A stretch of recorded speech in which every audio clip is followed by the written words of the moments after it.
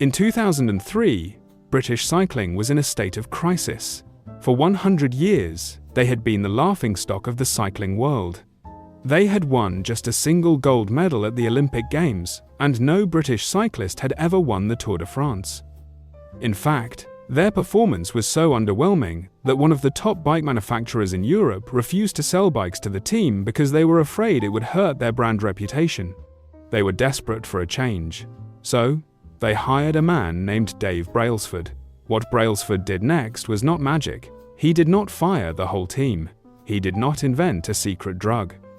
He simply implemented a strategy that he called the aggregation of marginal gains.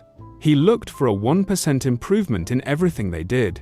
They redesigned the bike seats to make them more comfortable. They rubbed alcohol on the tires for better grip. They asked riders to wear electrically heated shorts to maintain ideal muscle temperature. But then, they went further. They tested different massage gels to see which one led to the fastest muscle recovery. They hired a surgeon to teach the riders the best way to wash their hands to avoid catching a cold. They even painted the inside of the team truck white, so they could spot tiny specks of dust that might degrade the performance of the finely tuned bikes. People thought these details were ridiculous. But 5 years later, the British cycling team dominated the Beijing Olympics, winning 60% of the gold medals available. 4 years after that, at the London Olympics, they set 9 Olympic records and 7 world records. Bradley Wiggins became the first British cyclist to win the Tour de France. From a century of mediocrity to a decade of dominance, all because of the power of tiny 1% improvements. Welcome to Clean Slate Audiobook. Today we are beginning a deep dive journey into the book that has redefined how the world thinks about progress. Atomic Habits by James Clear. If you have ever tried to change your life and failed, you need to know this. The problem is not you. The problem is your system. Bad habits repeat themselves again and again, not because you don't want to change, but because you have the wrong system for change. In this first part of our series, we are going to dismantle the myth that massive success requires massive action. We are going to explore the physics of productivity, the biology of behavior, and prove why starting small is the only way to build something big. Let's wipe the slate clean and rebuild your habits, one atom at a time. Let's start with a concept that is difficult for the human brain to grasp: the compound effect. We all know that money multiplies through compound interest, but habits work the same way. Habits are the compound interest of self-improvement. Getting 1% better every day counts for a lot in the long run. Here is the math. If you can get 1% better each day for 1 year, you will end up 37 times better by the time you are done. Conversely, if you get 1% worse each day for 1 year, you will decline nearly down to zero. The difference between success and failure is often found in these microscopic daily choices. But here is the trap. We live in a world that celebrates instant gratification. We want the result now. We go to the gym for 3 days, we look in the mirror, and we see no muscles, so we quit. We save money for a month, we look at our bank account, and we are not rich yet, so we spend it. We slide back into old routines because the transformation is not visible immediately. James Clear calls this the plateau of latent potential. Imagine an ice cube sitting on a table in a cold room. The room is 25 degrees. You want to melt the ice cube. You heat the room slowly. 26 degrees. The ice cube is still there. 27 degrees. Nothing happens. 28, 29, 30, 31. Still nothing. The ice cube looks exactly the same as it did when you started, but then you go from 31 degrees to 32 degrees. Suddenly, the ice begins to melt. A 1-degree shift, seemingly no different from the temperature shifts before it, has unlocked a huge change. Were the previous shifts wasted? No, they were storing energy. They were building the potential for the breakthrough. This is exactly what happens with your habits. When you are working hard and seeing no results, you are not failing. You are simply in the phase of latent potential. You are heating the room. The breakthrough moment is usually the result of many previous actions, which built up the potential required to unleash a major change. So, if you are feeling discouraged today, remember the ice cube. You are not wasting your time, you are storing energy. Now, let's attack one of the biggest misconceptions in modern society: the obsession with goals. We are taught that if we want to succeed, we need to set big, ambitious goals. We need to visualize the finish line. But consider this: for every Olympic gold medalist, there are thousands of other athletes who also had the goal of winning gold. For every successful entrepreneur, there are thousands of failed business owners who also had the goal of being rich. Winners and losers have the exact same goals. Therefore, the goal cannot be what differentiates the winners from the losers. The difference is not the goal. The difference is the system. The goal is the result you want to achieve. The system is the process that leads to those results. If you're a coach, your goal might be to win a championship. Your system is the way you recruit players, manage your assistant coaches, and conduct practice. If you completely ignored your goals and focused only on your system, would you still succeed? James Clear argues that yes, you would. In fact, goals can actually be dangerous. Why are goals dangerous? First, they create a binary success or failure mindset. You are either a success because you hit the goal, or you are a failure because you missed it. This restricts your happiness. You defer being happy until the milestone is reached. Second, goals are temporary. Imagine you have a messy room. Your goal is to clean it. You summon the energy, you clean it, and now you have a clean room. But if you maintain the same sloppy habits that led to the mess in the first place, you will be looking at a messy room again in a week. You treated a symptom without addressing the cause. And finally, goals can stop your progress. This is the yo-yo effect. Many runners work hard for months to run a marathon. The moment they cross the finish line, they stop training. The race is over. The motivation is gone. When all of your hard work is focused on a particular goal, what is left to push you forward after you achieve it? The purpose of setting goals is to win the game. The purpose of building systems is to continue playing the game. True long-term thinking is goalless thinking. It's not about any single accomplishment. It is about the cycle of endless refinement and continuous improvement. So, how do we build these systems? It starts with something deeper than behavior. It starts with identity. Imagine two people resisting a cigarette. When offered a smoke, the first person says, "No thanks, I am trying to quit." It sounds like a reasonable response, but let's look closer. This person still believes they are a smoker who is trying to be something else. They are hoping their behavior will change while carrying around the same beliefs.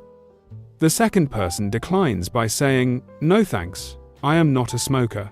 It is a small difference, but the statement signals a shift in identity. Smoking was part of their former life, not their current one. They no longer identify with being someone who smokes. Most people try to change their habits by focusing on what they want to achieve, like losing weight or writing a book. This is outcome-based habits. The better alternative is identity-based habits. You should start by focusing on who you want to become. Your behaviors are usually a reflection of your identity. What you do is an indication of the type of person you believe that you are. If you make your bed every day, you embody the identity of an organized person. If you write every day, you embody the identity of a creative person. The word identity was originally derived from the Latin words meaning repeated being. Your identity is literally your repeated being. Every time you perform a habit, you are executing a vote for the type of person you want to become. No single instance will transform your beliefs, but as the votes build up, so does the evidence of your new identity. This is why small habits matter. It is not just about the 1% productivity gain. It is about casting votes for your future self. The most practical way to change who you are is to change what you do. Decide the type of person you want to be. Prove it to yourself with small wins. Ask yourself, what would a healthy person do? What would a disciplined person do? And then, simply act in accordance with that identity. Now that we understand the philosophy, let's look at the mechanics. How does a habit actually form in the brain?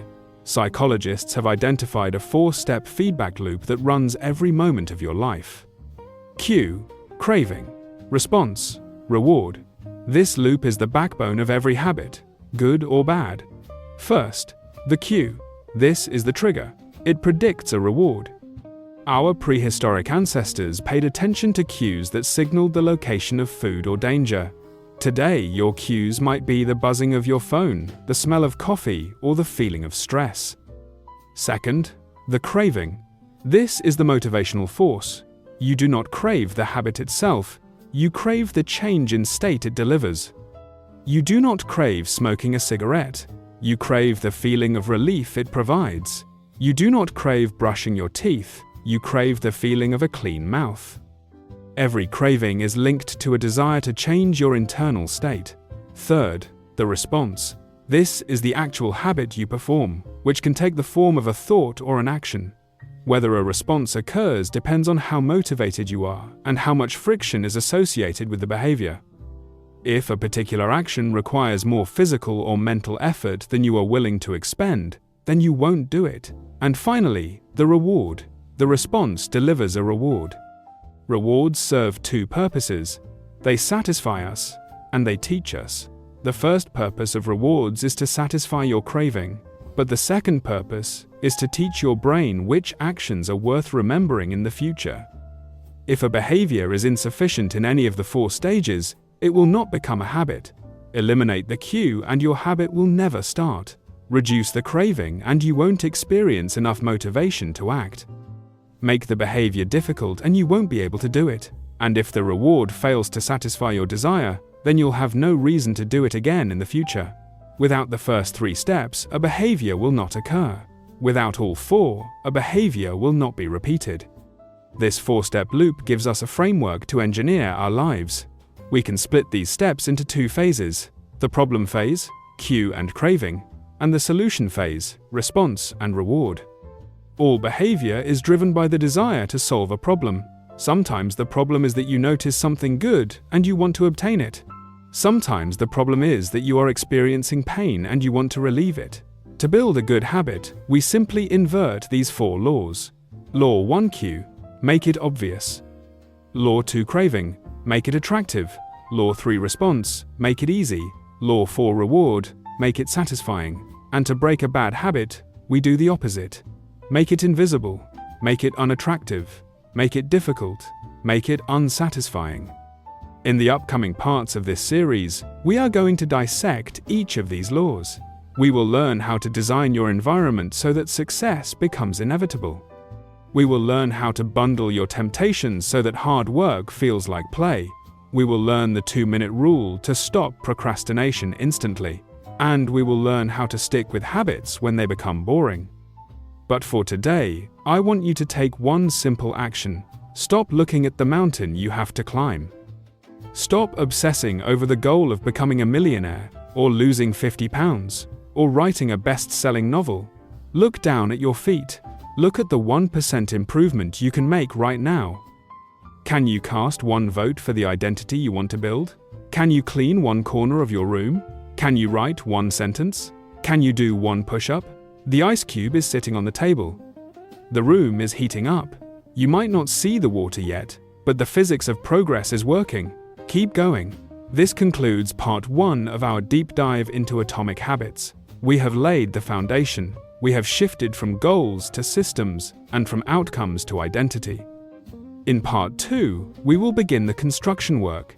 We will learn exactly how to manipulate the cues and cravings in your daily life to program your brain for success. This is Clean Slate Audiobook. If you are ready to build a better system, hit that subscribe button. Welcome back to the Clean Slate Audiobook Deep Dive into Atomic Habits. In part 1, we learned that real change comes from identity, not just outcomes. We learned that we are not aiming to run a marathon, we are aiming to become a runner. But how do we actually do that? How do we take this philosophy and apply it to the messy, chaotic reality of our daily lives? We need a blueprint. We need to stop relying on motivation and start relying on design. In part 2, we are going to explore the first 3 laws of behavior change. We will learn how to become the architects of our environment, how to hack our dopamine spikes, and how to master the art of showing up. Let's continue building your system. Law 1. Make it obvious. Let's start with a story about a primary care physician named Anne Thorndike. She wanted to improve the eating habits of thousands of hospital staff and visitors without forcing them to change their willpower. She didn't talk to anyone.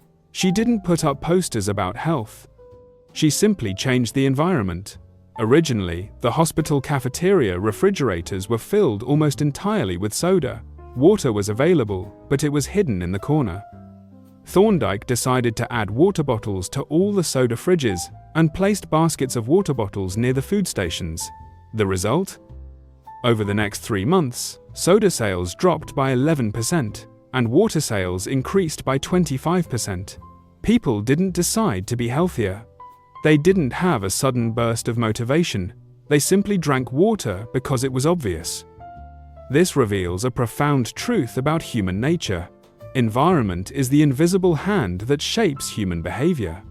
We like to think we are in control, but most of the time, we are simply responding to the cues around us.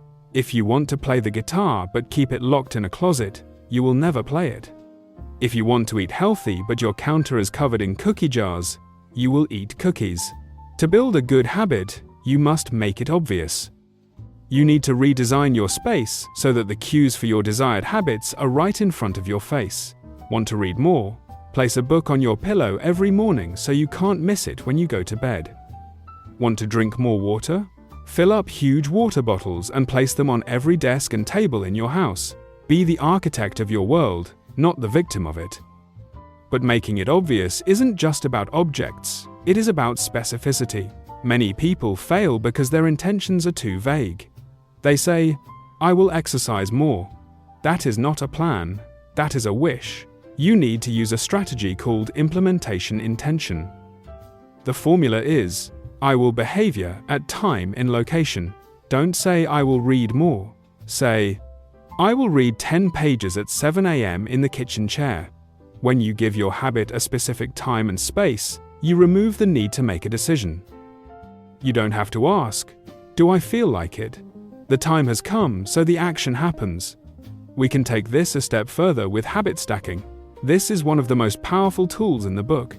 The idea is to tie a new habit to an old one. You already have thousands of strong habits: brushing your teeth, brewing coffee, taking a shower. Use these as anchors. The formula is, after current habit, I will new habit. After I pour my morning coffee, I will meditate for 1 minute. After I take off my work shoes, I will immediately change into my workout clothes.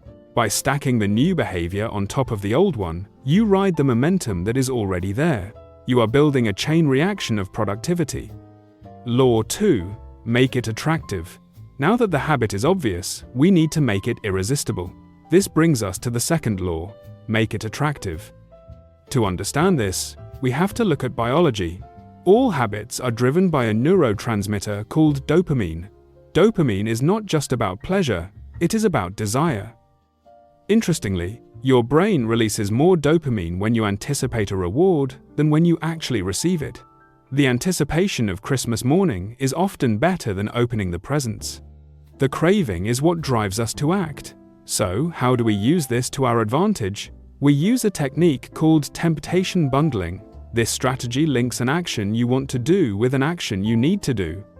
Let's look at Ronan Byrne, an engineering student in Ireland. He loved watching Netflix, but he knew he needed to exercise more.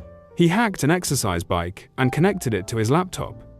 He wrote a computer program that would only allow Netflix to play if he was cycling at a certain speed. If he slowed down, the show paused. He bundled a temptation watching Netflix with a need. X's. You can do this too. Only allow yourself to listen to your favorite podcast while you are doing household chores. Only allow yourself to check social media after you have written 300 words. By bundling the want with the need, you transfer the dopamine spike to the hard task, making it attractive. But there is an even stronger force than dopamine: social norms. Humans are herd animals. We want to fit in. We tend to imitate the habits of three groups: the close family and friends, the many society, and the powerful, those with status. If you want to build a habit, join a culture where your desired behavior is the normal behavior. If you want to be a reader, join a book club. If you want to be fit, join a running group. When you see everyone around you doing the habit, it stops feeling like a chore and starts feeling like belonging. Nothing sustains motivation better than belonging to a tribe. Law 3. Make it easy. We have made it obvious. We have made it attractive. But there is still a problem. It's hard work. This brings us to the third law: make it easy. There is a famous story about a photography professor at the University of Florida. He divided his class into two groups. Group A was the quantity group. They would be graded solely on the number of photos they took. 100 photos got an A, 90 got a B, and so on. Group B was the quality group. They only had to submit one photo, but it had to be perfect. At the end of the semester, the professor was shocked. The best photos were all produced by the quantity group. Why? Because while the quality group sat around speculating about perfection, the quantity group was busy taking photos, experimenting, making mistakes, and learning. They were in motion. This is the difference between motion and action. Motion is planning, strategizing, and learning.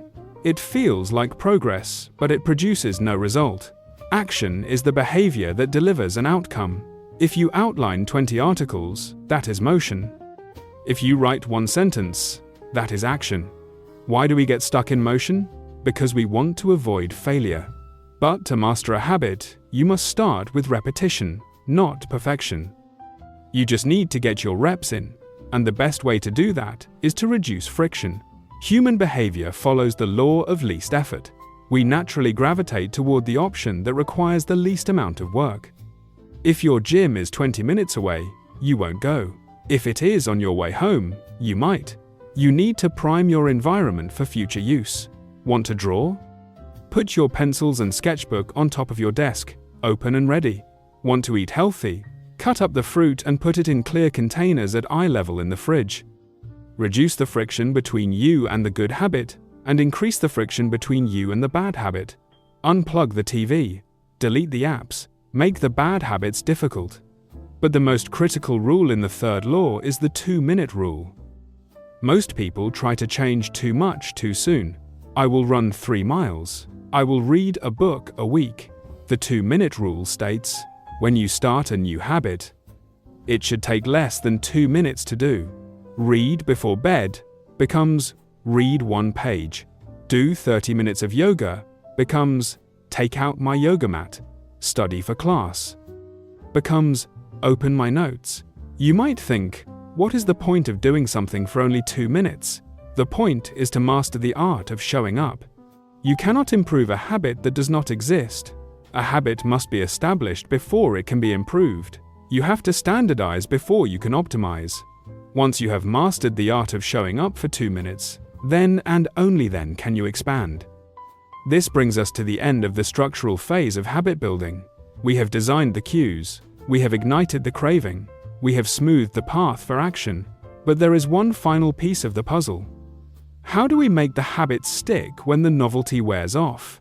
How do we ensure that we keep doing it day after day, year after year? That requires the fourth law: make it satisfying. In part 3 of our Clean Slate audiobook deep dive, we will unlock the secret of immediate rewards and how to track your progress without becoming obsessive. We will also discuss the downside of good habits and how to break through the plateau when you stop growing. You have the blueprints. Now, go lay the first brick. This is Clean Slate Audiobook. Welcome back to the final chapter of our Clean Slate audiobook deep dive into atomic habits. We have traveled a long way together. We started by redefining our identity. We learned how to design our environment to make habits obvious, and how to hack our dopamine to make them attractive. We learned to master the art of showing up by making it easy. But now, we face the final boss. The reason most people fail is not starting, it is finishing. How do you stick to a habit when the excitement fades? How do you keep going when the results are invisible? In this final part, we will unlock the fourth law of behavior change, and we will discover the painful but necessary truth about what it really takes to be great. Let's place the final stone in your foundation. Law 4. Make it satisfying. To understand the fourth law, we have to travel to Karachi, Pakistan in the late 1990s. A public health worker named Stephen Luby went there to reduce disease. He knew that simple hand washing could save thousands of lives, but there was a problem. People already knew how to wash their hands, they just didn't do it. It was a chore. It wasn't satisfying. So Luby partnered with a brand to introduce a premium soap. It smelled amazing. It lathered up easily into a rich foam. Suddenly, washing hands became a pleasurable experience. It smelled good. It felt good. Within months, the health of the entire neighborhood improved. Why? Because the rule of the human brain is simple. What is immediately rewarded is repeated. What is immediately punished is avoided. This brings us to the conflict between our ancestral brain and our modern world. We evolved in an immediate return environment. You ran from a lion, you survived. You ate a berry, you felt full. The reward was instant. But today, we live in a delayed return environment. You save money today, but you won't be rich for decades. You go to the gym today, but you won't lose weight until next month. The problem is that our brains value the present more than the future. We want the donut now, even if it hurts us later. We skip the workout now because sitting on the couch feels good immediately. To make a habit stick, you must add a little bit of immediate pleasure to the habits that pay off in the long run. This is called reinforcement. If you want to save money, open a savings account named Trip to Europe. Every time you skip a coffee, transfer that money instantly and watch the number grow. Seeing the number go up is the immediate reward that keeps you going while you wait for the delayed reward of the vacation. But the most powerful tool for satisfaction is something simple, a habit tracker. Benjamin Franklin, one of the most productive men in history, carried a small booklet everywhere he went. He tracked 13 virtues he wanted to master. Every night, he would mark his progress with a simple dot. Jerry Seinfeld, the famous comedian, used a similar method. He had a big calendar on his wall. Every day he wrote a joke. He put a big red X on that day. After a few days, he had a chain. His only goal was, don't break the chain. Tracking is powerful because it leverages all the laws. It is obvious because you see the calendar. It is attractive because seeing progress feels good. And it is satisfying because the act of crossing off the day gives you a hit of dopamine. You feel like a winner just by marking the X. However, life happens. You will get sick. You will get busy. You will break the chain. This brings us to the most important rule of recovery: never miss twice. If you miss one day of the gym, that is an accident. If you miss 2 days, that is the start of a new habit. The first mistake is never the one that ruins you. It is the spiral of repeated mistakes that follows. Amateurs wait until they feel perfect to get back on track. Professionals get back on track immediately. You don't have to do a perfect workout. Just do a bad workout. Just show up. Reinforce your identity that you are the type of person who does not quit. A bad day is better than a 0 day. Advanced tactics. The Goldilocks rule. Now that you have built the habit, how do you stay engaged?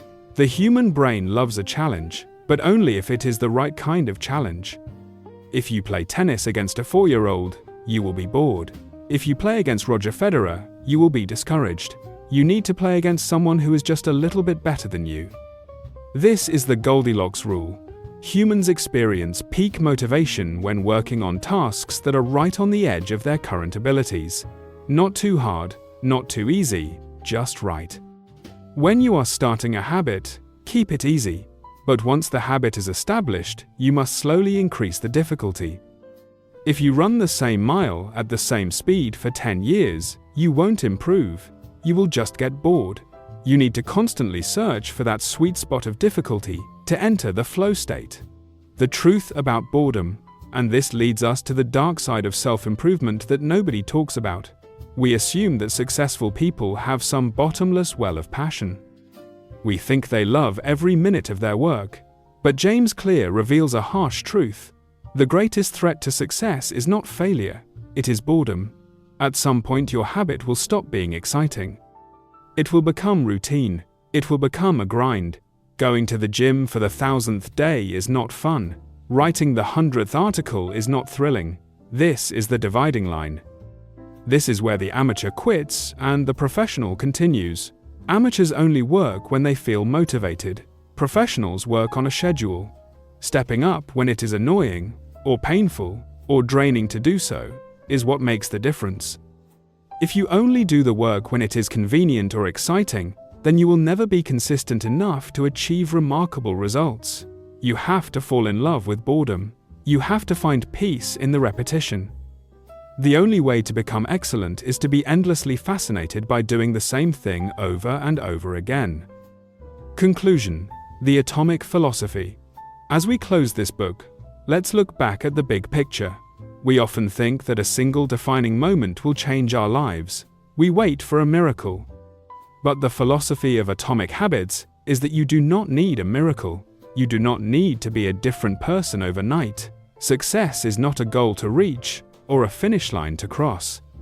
It is a system to improve, an endless process to refine. Small habits don't add up, they compound. If you can get just 1% better each day, you don't just become a little better. You become a completely different person. You are the architect of your habits, and therefore, you are the architect of your destiny. Look at your hands. Look at your desk. Look at your calendar. The tools are right there. The clay is ready to be molded. Do not worry about the mountain. Just take the first step. Just lay the first brick. Wipe the slate clean. Build the system. And let the compounding begin. This has been the complete summary of Atomic Habits by James Clear, brought to you by Clean Slate Audiobook. If this series has helped you see your life differently, please consider subscribing.